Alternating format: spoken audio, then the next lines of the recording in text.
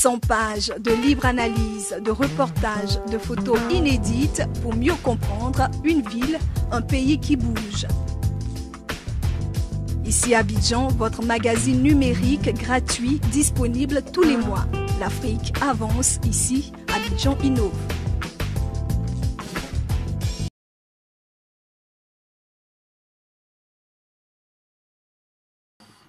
Ce sont les arguments que j'entends.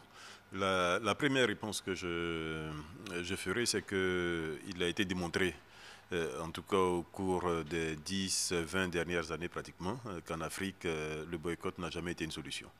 Chaque fois qu'un parti a boycotté, qu'une opposition s'est mise hors d'une compétition électorale, c'est elle, à la fin, qui en paye les prix.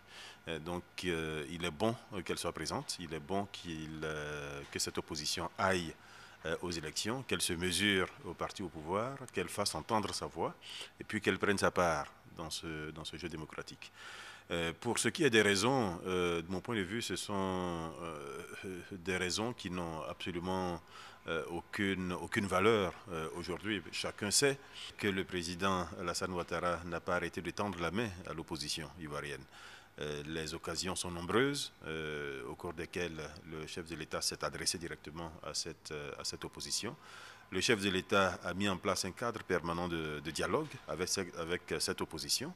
Ce cadre permanent de dialogue a, dans un premier temps, été animé par un ministre d'État, donc ministre de l'Intérieur et de la Sécurité.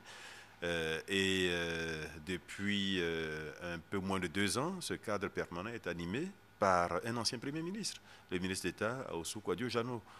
C'est dire l'importance qu'accorde le chef de l'État à ce dialogue avec l'opposition. Et souvenez-vous de toutes les mesures qui ont été prises, de relax des prisonniers politiques, de libération des prisonniers politiques, de dégel des avoirs, toutes les mesures qui ont été prises, de financement de certains partis politiques, etc.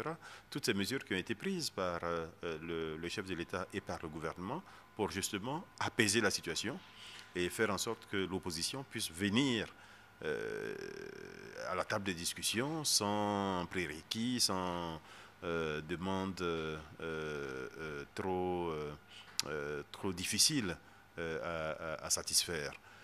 Donc, j'allais dire aujourd'hui, le chef de l'État et le gouvernement ont fait leur part. Il revient à l'opposition de venir à la table, de venir et d'accepter les conditions dans lesquelles cette élection est en train de s'organiser.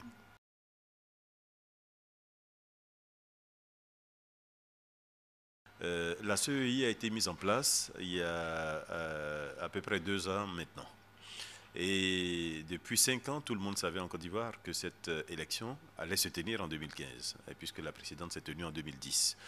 Le chef de l'État a régulièrement martelé le fait qu'il tenait à ce que la prochaine élection ait lieu à la date prévue par la Constitution. Et cette date, c'est la dernière semaine du mois d'octobre, de la 5e année après donc une élection présidentielle. Et il a même dans ce cadre, accepté de sacrifier 6 mois de son mandat, puisque vous savez très bien qu'il n'a pris effectivement fonction qu'au mois de mai 2011. Tout cela pour respecter l'échéance constitutionnelle d'octobre 2015. La CEI a été mise en place dans un format qui a été accepté par toutes les parties, dans un format qui était en forte amélioration par rapport à celui qui existait en 2010. Dans un format qui était plus inclusif, en réalité, vis-à-vis de l'opposition, que le format qui existait en 2010. Donc, dans ces conditions, il est difficile de comprendre les réactions qu'il y a aujourd'hui, à moins de 2 mois de la tenue de l'élection, ces réactions de cette opposition-là. L'idée, c'était de faire en sorte que cette CEI regroupe toutes les parties prenantes, à parts égales, pratiquement. Ainsi, on y retrouve donc le parti au pouvoir avec le même nombre de représentants que l'opposition, que la société civile et que le gouvernement. Donc toutes les 4 composantes sont autour de la table, peuvent discuter et faire en sorte que ces élections soient organisées de la meilleure façon. Et tous les intérêts de cette façon sont préservés. Il faut dire que ce schéma a été longuement discuté et il a été adoubé par le NDI, donc le National Democratic Institute, qui a l'habitude de l'organisation d'élections à travers le monde entier et qui a aidé l'État de Côte d'Ivoire donc à aller vers ce schéma-là. Donc aujourd'hui, nous pensons que nous sommes dans un schéma au niveau de la Commission électorale indépendante qui est inclusif, qui permet d'avoir la plus grande transparence au niveau de la prochaine élection. Donc c'est là aussi un faux problème qui est mis en avant par ces personnes qui ont probablement un autre agenda. Nous le comprenons très bien. Cet agenda, c'est faire déraper le processus, aller au-delà de la date prévue constitutionnellement et imposer au président Ouattara une transition. La transition s'est terminée en Côte d'Ivoire.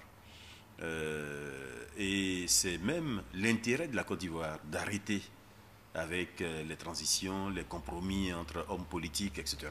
Cela a pu se justifier jusqu'en 2010. Parce que effectivement, depuis plusieurs décennies avant 2010, il y avait une situation de méfiance entre les hommes politiques. Les élections précédentes avaient été très mal organisées et avaient conduit malheureusement à des violences. Et il fallait sortir de ce cycle de violence.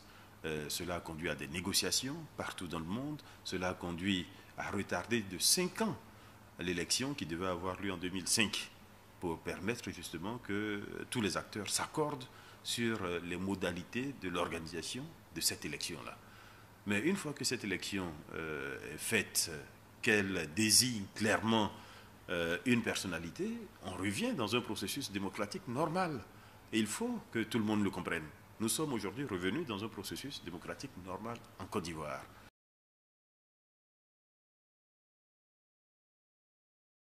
Le chef de l'État a toujours été très ouvert par rapport à l'opposition. Je vous l'indiquais tout à l'heure, les occasions des mains tendues sont nombreuses. Le chef de l'État lui-même fait cette annonce-là. Mais il faut en face que la main qui est tendue soit attrapée avec la même bonne volonté. Il se trouve qu'en face, malheureusement, ce que nous entendons, c'est des menaces, c'est des ultimatums, c'est des injonctions au chef de l'État. Et je peux comprendre dans ces conditions que le chef de l'État n'ait pas très envie aujourd'hui d'aller à la rencontre de cette opposition-là. Si l'opposition se met dans un mode de fonctionnement républicain, qu'elle a un langage qui est apaisant, un langage qui est positif, qu'elle vient avec des propositions qui peuvent faire avancer la Côte d'Ivoire, qui peuvent faire avancer le processus électoral dans lequel nous sommes, il n'y a absolument aucune raison que le chef de l'État ne l'entende pas. Mais les discours que nous entendons, c'est quoi? C'est remettre à plat la CEI, c'est remettre en cause la liste électorale, c'est évoquer des problèmes d'insécurité qui sont les seuls probablement à vivre en Côte d'Ivoire. Dans ces conditions, que peut le chef de l'État? Donc le chef de l'État demande que dans un premier temps, une rencontre ait lieu avec le Premier ministre Aossou Jano, qui est donc le ministre en charge du dialogue avec l'opposition. Et si les sujets qui sont abordés au cours de cette réunion méritent une discussion avec le chef de l'État, évidemment, le chef de l'État se ferait un plaisir de recevoir l'opposition pour en parler. Jusqu'à maintenant, nous n'avons pas, malheureusement, cette conviction que les sujets que souhaite voir traités l'opposition sont des sujets à mettre au niveau du chef de l'État. Ce qui explique qu'il y ait effectivement quelques hésitations par rapport à cette promesse qui avait été faite.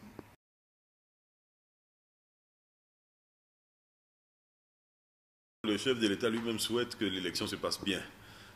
Pour qu'elle se passe bien, il faut que les opposants puissent aller partout, qu'ils puissent battre campagne sur l'ensemble du territoire national Et cet engagement, le chef de l'État l'a pris.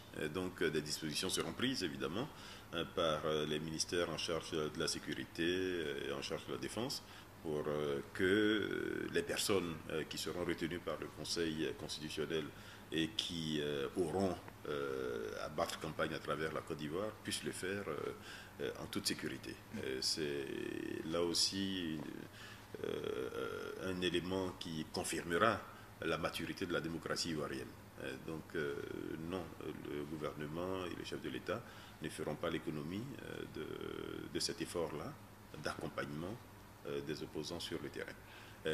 Il est important de préciser que aujourd'hui, la Côte d'Ivoire, je l'indiquais tout à l'heure, est en paix, est en sécurité sur l'ensemble du territoire.